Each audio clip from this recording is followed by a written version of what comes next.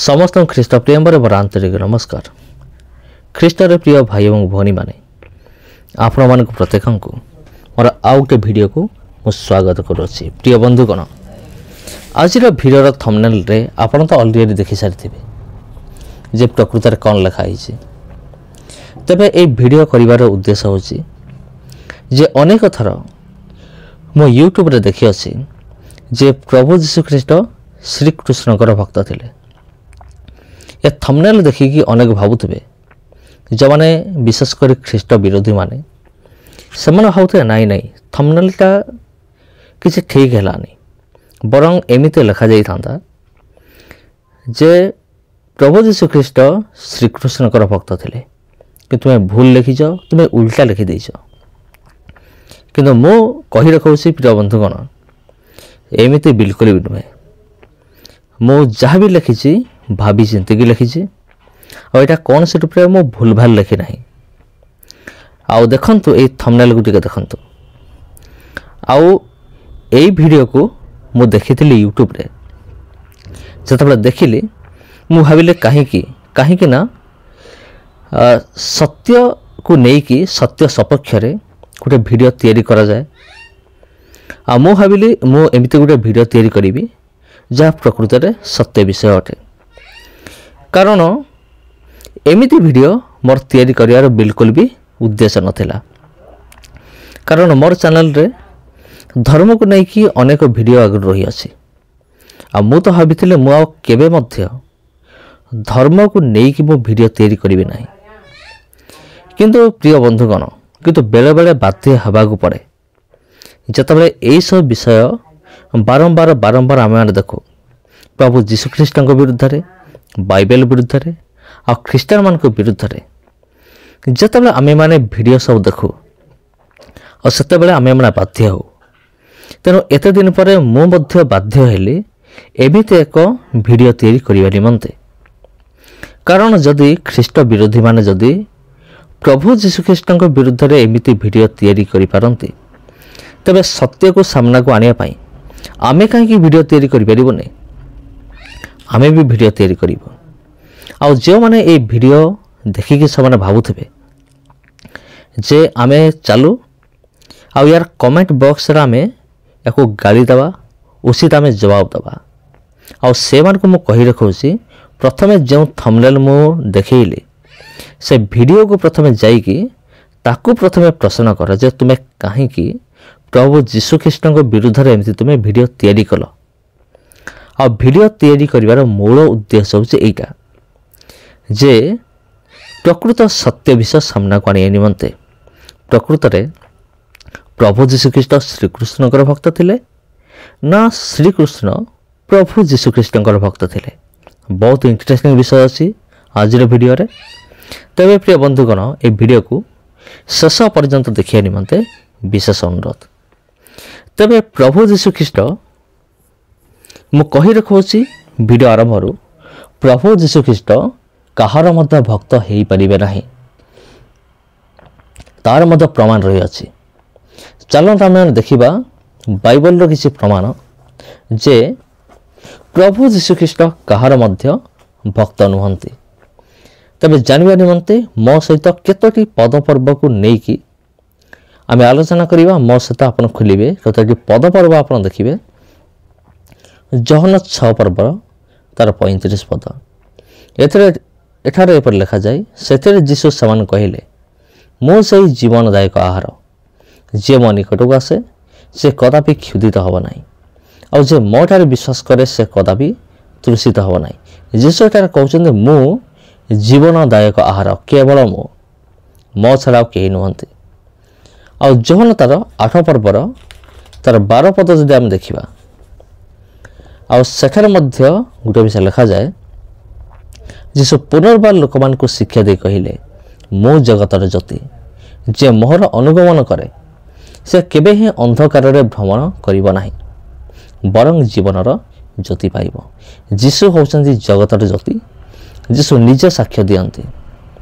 और जोहन तार 10 पर्व तार 9 पद जदि तार जोहन 10 पर्वर 9 पद आम देखा लिखा अच्छी मो द्वारा जदि कहीं मो दे प्रवेश करे ताले से रक्षा पाइब एवं भीतर को आसी और बाहर को जाई चारा पाइब। जोहन 10 पर्व तार 11 पद एटा लिखा अछि मु उत्तम मेषपालक। उत्तम मेषपालक मेष गुड़िक निमंते आपना प्राण दिए। जोहन 10 पर्व 25 एवं 26 हम देखिबा। 25 पद जीसु समान को उत्तर देले मु तुमन कहि अछि। जोहन तार 10 पर्वर तार 11 पद आम पढ़लु। बर्तमान पढ़ा जोहन तार 11 पर्वर 25 एवं 26। 25 रे एपरि लिखा जाए जीसु तांको कहिले मो पुनरुत्थान और जीवन जे मो ठार विश्वास करे से यद्यपि मरे तथापि से बंचीब। 26 पद पुणी जे के बंचे और मो ठार विश्वास करे से कदापि केबे हे मरिब नाही। यह कौन विश्वास करुअछ। जोहन 14 पर्व तार 6 पद जोहन 14 पर्व 6 पद लिखा जाए जीसु तां कहिले मो पथ सत्य और जीवन मो देई न गले केही पितांग निकट को जाए नहीं।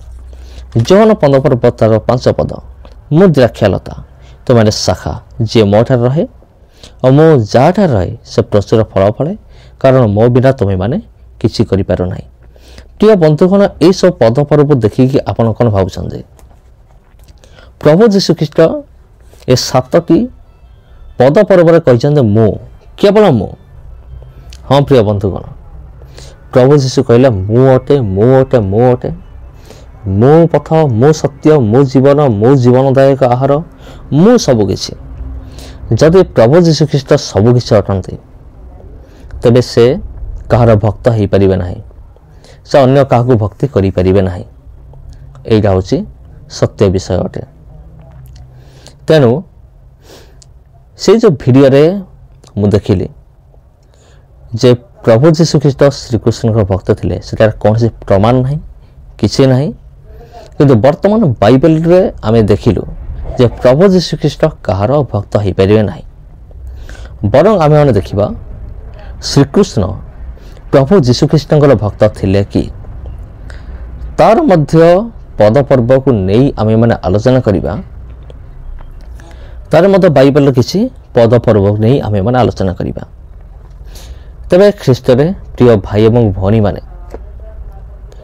आउ बेले बेले बाध्य हवाक पड़े जेमते मु आपन कहिले बेले बेले बाध्य हवाक पड़े एमिति वीडियो तैयारी करिबा। आज एमिति वीडियो तैयारी करिवार मोर कोनसी भी उद्देश्य नथिला आउ कोनसी भी उद्देश्य नथिला कोनसी मोर इच्छा नथिला।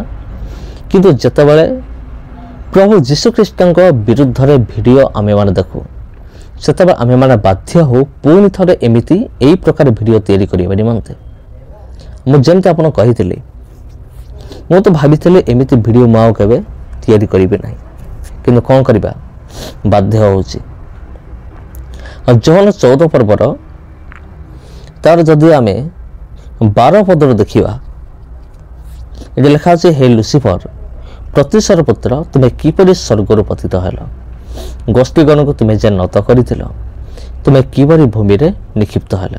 जदि आपण ए विषय को पूरा जदि आपण पढ़िबे तेबे एठारे गुटे विषय आपण पाइबे जे स्वर्गरु शयतान लुसिफर पतित हेला। और से एका पतित हेला नहीं से निज सहित असंख्य दूत मान को नहीं स्वर्गरु पतित होइतला। आ अनेक विद्वान बाइबल विद्वान माने समान कहती समानकर संख्या थिला 33 कोटी। आउ जदि आमे हिंदू मानकर देवादेवी मान को देखिबा तेबे समानकर संख्या मध्य होउची 33 कोटी देवता बोली समान कहते। तबे ए जो 33 कोटी दूत बा 33 कोटी देवता एमान कौन करथिले पूर्वरु प्रभु जीशु ख्रीष्टଙ୍କର उपासना करुथिले। प्रभु जीशु ख्रीष्टଙ୍କର निकटरे उबुड़ होई समाने प्रणाम करिकी समाने परमेश्वरଙ୍କର गौरव करुथिले। ए जो 33 कोटी दूत माने स्वर्गरु पतित हेले। तबे एथर आपण चिंता करंतु आपण डिसाइड करंतु किए कहार भक्त अटंते प्रभु जीशु ख्रीष्ट श्रीकृष्णଙ୍କର भक्त ना श्रीकृष्ण प्रभु जीशु ख्रीष्टଙ୍କର भक्त। मु किसी कहबी नाही कारण मु कौन सी धर्म विरुद्ध रे कहबे चाहे नाही। ଏଇ ଗୋଟେ ପଏଣ୍ଟରୁ ଆପଣ ଡିସାଇଡ୍ କରନ୍ତୁ କିଏ କାହାର ଭକ୍ତ ହେଇପାରିବ।